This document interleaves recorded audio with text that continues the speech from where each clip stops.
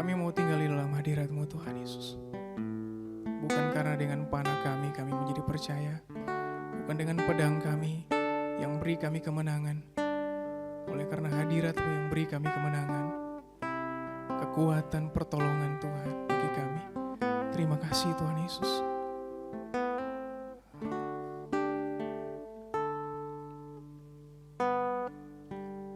Dekat padamu itu rinduku.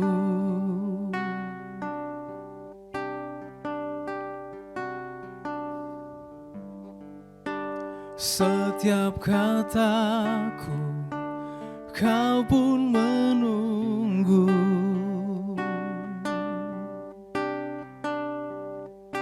Tak kusangka ku temukan satu kasih yang abadi. Kini ku datang dan ku bawa hidupku.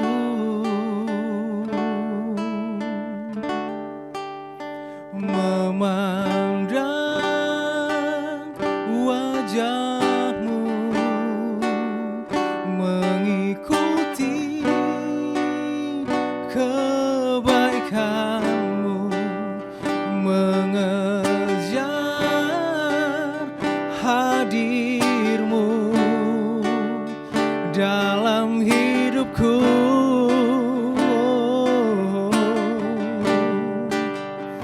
Membawa sembahku, menyatakan kebesaran-Mu, mengejar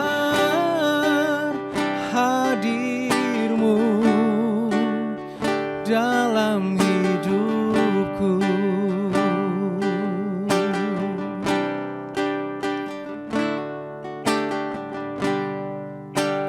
Dekat padamu itu rinduku.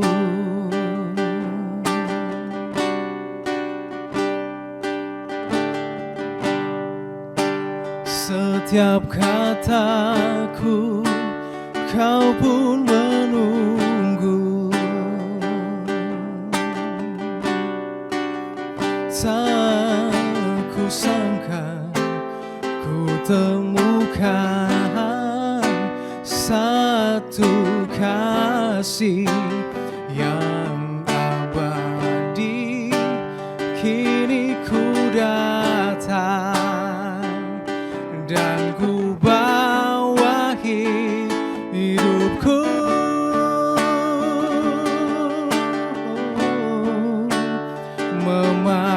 Memandang wajah-Mu, mengikuti kebaikan-Mu, mengejar hadir-Mu dalam hidupku.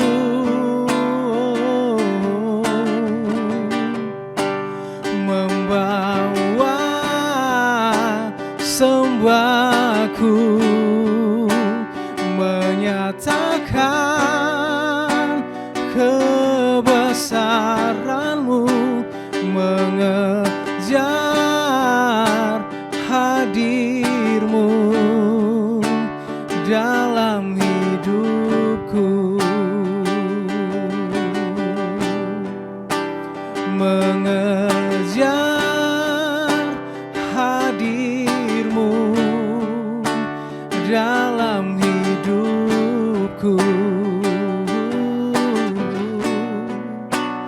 Mengejar hadir-Mu dalam hidupku.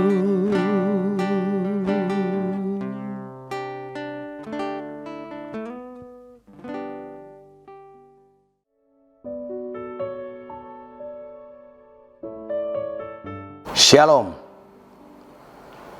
Saudara-saudara, Saya pernah mendengar atau membaca di suatu media televisi tentang suatu ungkapan yang mengatakan orang bodoh dimakan oleh orang pintar. Dimakan dalam tanda petik. Tetapi orang pintar dikalahkan oleh orang licik. Dan orang licik dikalahkan oleh orang yang beruntung. Tentunya kita semua mau menjadi orang yang beruntung. Siapakah orang yang beruntung itu? Maukah Anda beruntung? Renungan kita pada hari ini adalah siapakah orang yang beruntung? Tentunya sangat menarik, saudara-saudara, ketika kita berbicara tentang beruntung. Beruntung kalau orang yang berdagang adalah modal yang dia keluarkan atau investasi yang dia tanam, kemudian dia mendapatkan pengembalian yang lebih besar, bisalah dikatakan dia beruntung. Nah, jadi orang yang beruntung itu semua orang mau. Mau orang miskin, sederhana, orang yang golongan menengah, atau bahkan konglomerat pun tetap mereka mau menjadi orang yang beruntung. Sekarang kita lihat orang beruntung dalam konteks firman Tuhan. Kalau kita baca di dalam Amsal 11 ayat 29b, itu dikatakan orang bodoh akan menjadi budak orang bijak. Jadi terkait dengan yang dikatakan tadi, yang saya sudah katakan, orang bodoh itu dikalahkan atau dimakan oleh orang pandai. Dalam Amsal 16 ayat 22 dikatakan akal budi adalah sumber kehidupan bagi yang mempunyainya, tetapi siksaan bagi orang bodoh ialah kebodohannya. Jadi saudara-saudara, orang pandai dikalahkan oleh orang licik. Jadi tadi kita sudah berbicara mengenai orang bodoh, sekarang orang pandai. Orang pandai dikalahkan oleh orang licik. Kenapa? Karena tidak ada hikmat dari Tuhan. Dalam Mazmur 111 ayat yang ke-10 dikatakan, permulaan hikmat adalah takut akan Tuhan. Semua orang yang melakukannya berakal budi yang baik. Puji-pujian kepadanya tetap untuk selamanya. Jadi, saudara-saudara, permulaan hikmat adalah takut akan Tuhan. Orang pandai bisa dikalahkan oleh orang licik karena tidak ada hikmat dari Tuhan. Orang boleh pandai, tetapi banyak kita tahu orang pandai kena tipu, kena investasi bodong. Nah, sekarang kita lihat orang licik. Orang licik ini bisa mengalahkan orang yang beruntung. Orang licik ini dikalahkan oleh orang yang beruntung. Orang licik memang bisa mengalahkan orang pintar dengan berbagai macam tipu daya, tetapi orang licik ini dikalahkan oleh orang yang beruntung. Siapakah orang yang beruntung itu? Dalam satu Raja-Raja 2 ayat yang ketiga, 1 Raja-Raja 2 ayat yang ketiga,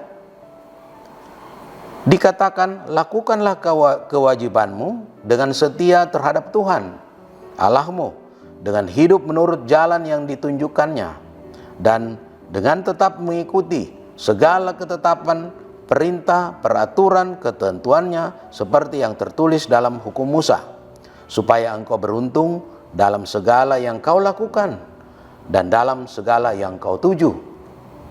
Jadi, saudara-saudara, kita lihat seperti yang kita baru baca, kita baru dengarkan, bahwa orang yang beruntung itu bagaimana?